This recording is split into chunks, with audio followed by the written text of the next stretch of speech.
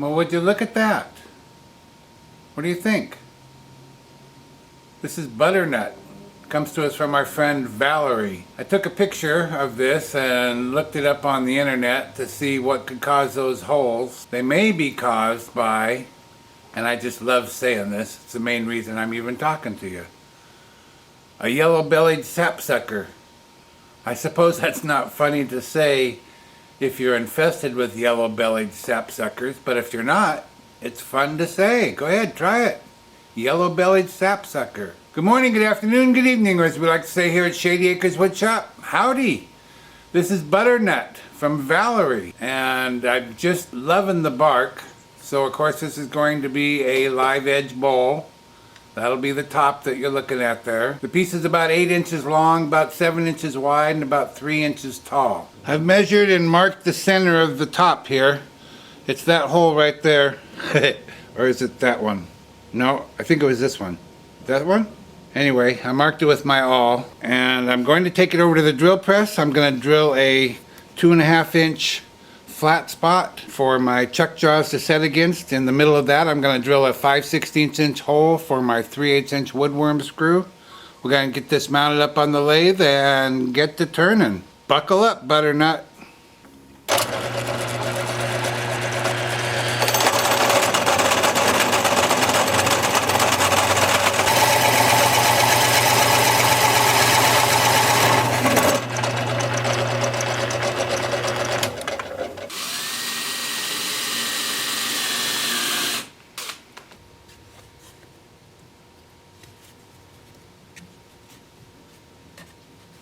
I got the measurements way wrong on this.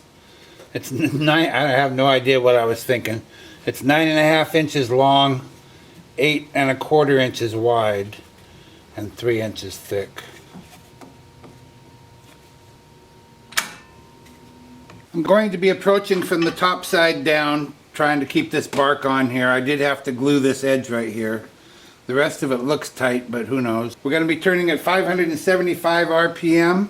5/8 inch bowl gouge. I'm going to wear a glove, mask, and face shield on.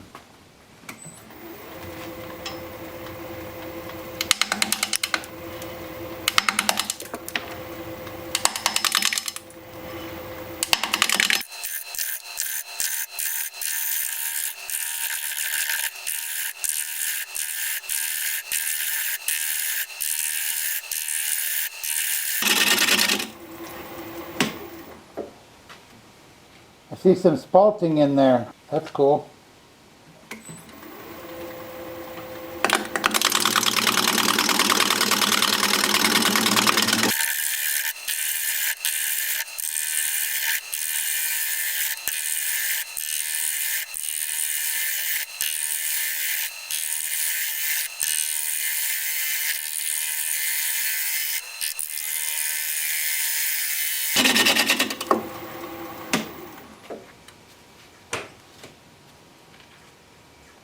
I haven't really determined a shape here yet, but we'll get there. Maybe I can pick the speed up now.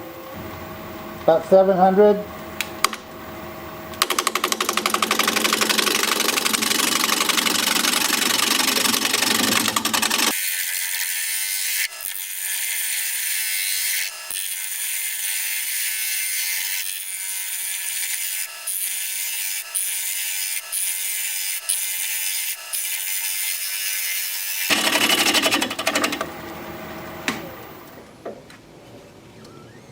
Well, that's kind of interesting shape. Way different for sure. Don't know if I like it or not. This wing is a lot longer than the other one. Huh, very different. I wanted to expose as much of the bark, or keep as much of the bark as I could, and I guess that's what I'm doing here.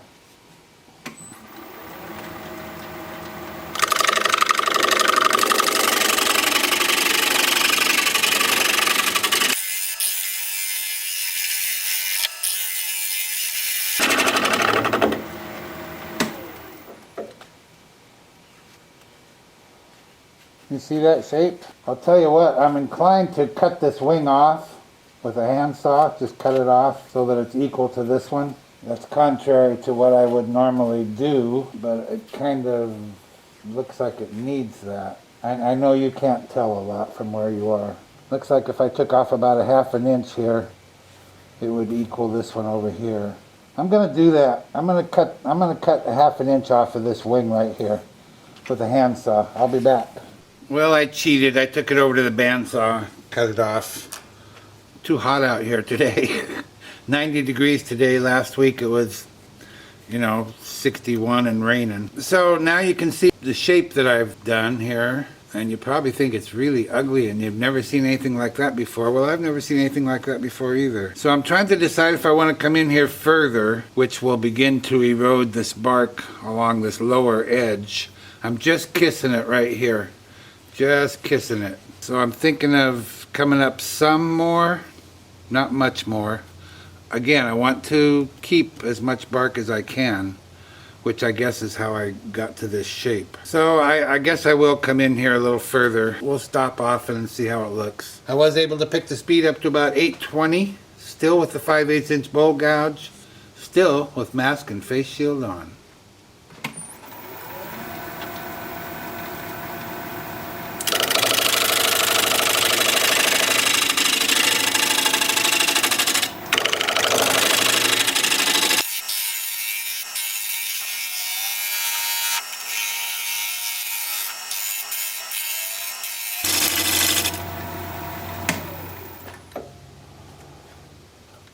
We might be about there. I gotta clean up the bottom side of this wing, that's for sure.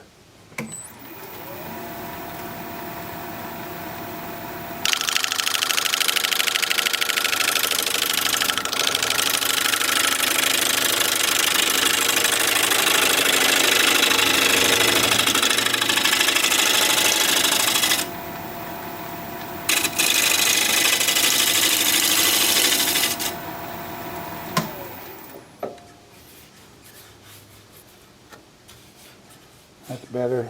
Well, I'm going to let that set and gel a while in my mind, in your mind, and come down here and work on the bottom. I think we'll probably go with a recess.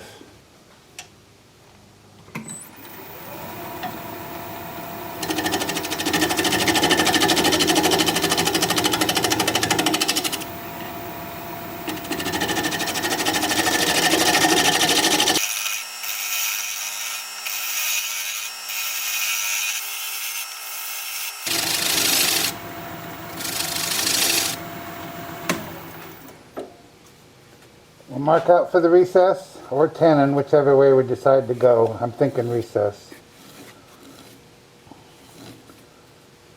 Yeah, let's do a recess.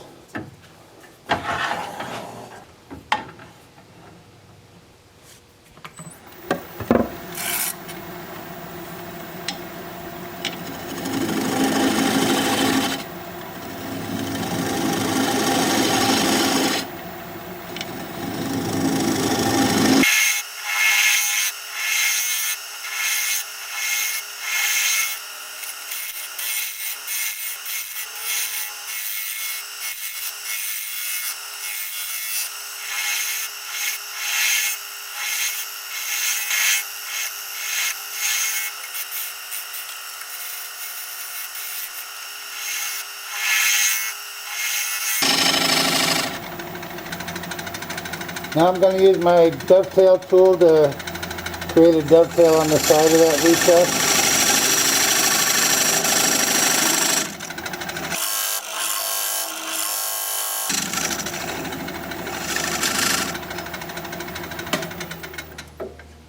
And now I need to go back over and work on the side profile, clean it up. And for that I'm going to use my 1/2 inch gouge.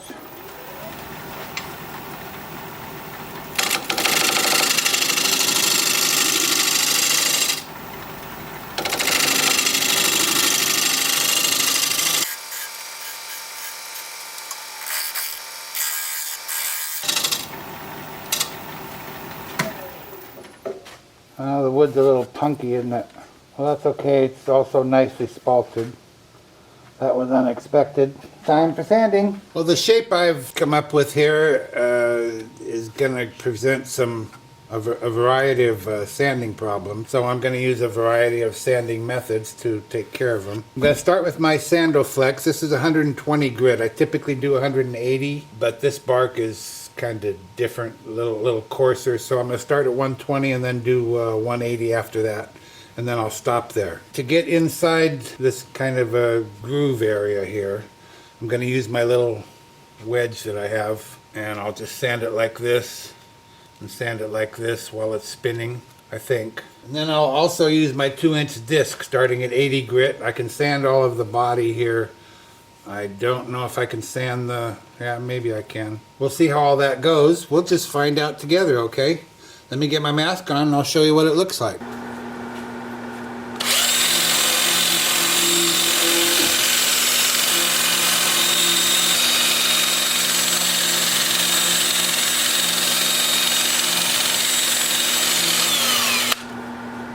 So I'll be doing a lot more of that. We'll start with the 2-inch disc, see if I need to use that little wedge or not. Lathe is spinning in reverse at about 340.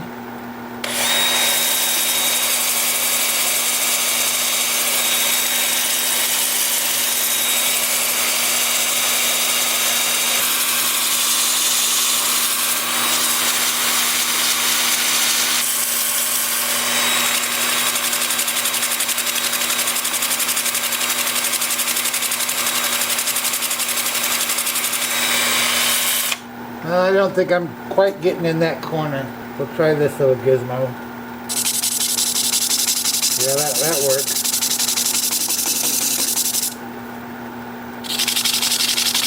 Yep. That'll work. So that's an 80 grit disc as well, and I'll do up to 400 with this and my 2-inch disc sander. I'll bring you back here in a bit and we'll put some probably sanding sealer on there. See you in a bit. Well, I've had a last minute change of heart here, and I'm glad I did, I think. I was looking at the bark and it's more white than anything, and if I was to use shellac, which ends up being kind of shiny, I think it would cheapen the piece. So I'm gonna go with Howard Feed and Wax, and it's gonna bring that grain out beautifully, and it won't make the bark shiny. Look at that beautiful grain. Yeah, that's quite remarkable, don't you think? Now, I know a lot of folks like shiny pieces, and I have to admit I like shiny pieces also.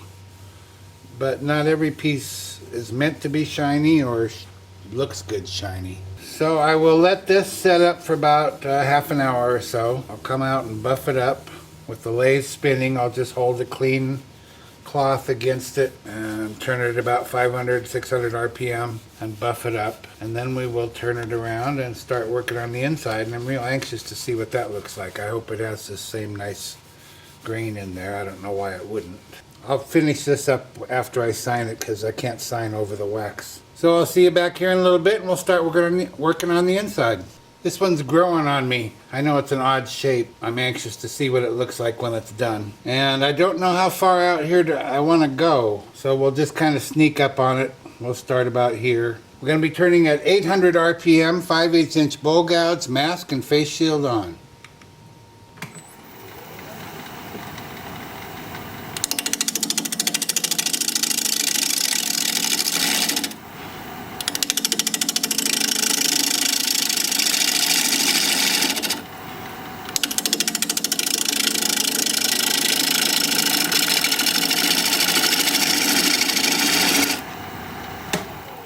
See what that looks like. No, we can go farther than that.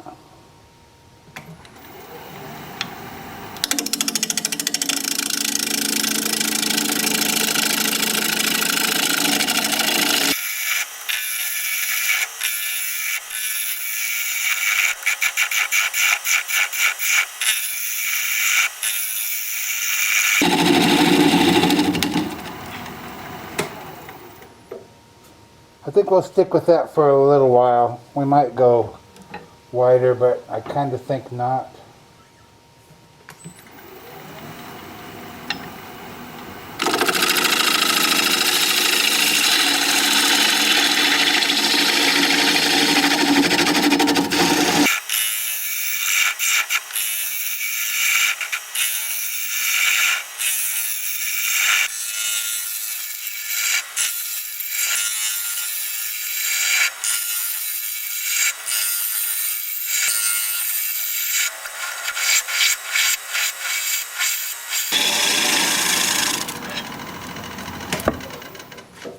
I have to remember I'm on a recess here. Yeah, see?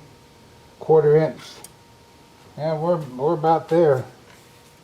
I could maybe thin this part down a little bit. Not much. Watch it, Phil. Jeez.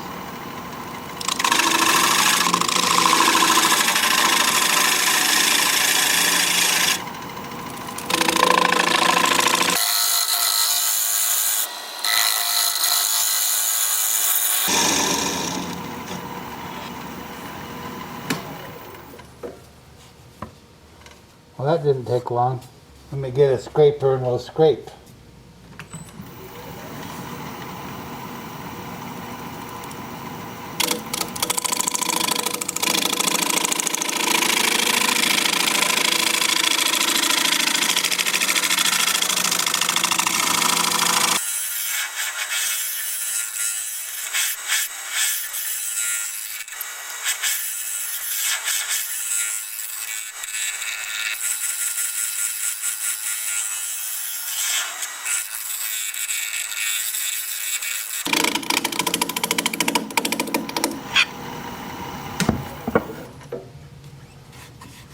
We're done. Time for sanding. I couldn't really get all the bark from the bottom side, so I'm going to sand it again. Some of it's sanded. It's sanded up about halfway, I guess.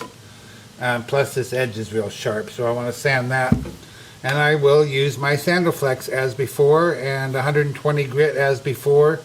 And then I'll switch it to 180 and stop there. Then I will use my 2-inch disc starting at 80 grit and working up through 400 on the inside. And I'll show you what both of those look like as soon as I get my mask on.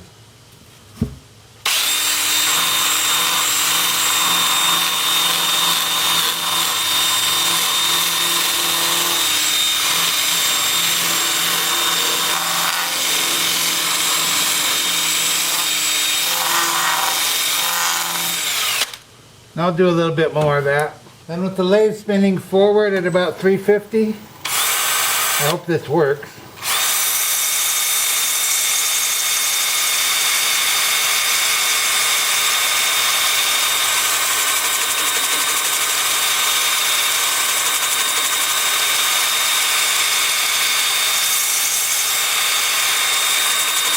What do you know, it does.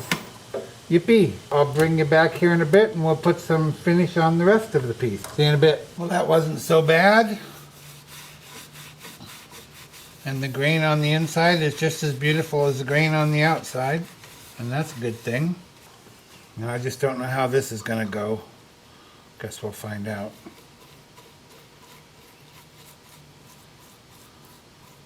I do think it was the right choice. Then the way I'll get the feed and wax out of these holes, after about a half hour, I will use compressed air to blow it all out of there. And then I'll use a toothbrush to buff in these areas. So again, half an hour, I'll buff it up. I'll bring it back, we'll take a look at it. Don't go anywhere. Well, there we have it. One butternut winged bowl in the books. What do you think of that shape? Kind of looks like a hat this way. Beautiful grain. I love the bark with the yellow bellied sap-sucker holes in it. That shape just too weird for you? You can tell me. That's okay. It won't hurt my feelings. I don't know why that shape came to me, but it did, and there it is. Hope you like it. I sure do. Thank you, Valerie, for sending this along for all to enjoy. If you like this video, thumbs up, please. I'd sure appreciate it. If you're a subscriber, holy cow, how cool is that? Thank you so much. If you're not a subscriber, you might consider becoming one. I put out regular videos about one a week, and I'd like to keep in touch. An easy way to subscribe is just click my picture you see there near the end of the video. Your comments are always welcome, and I love reading them.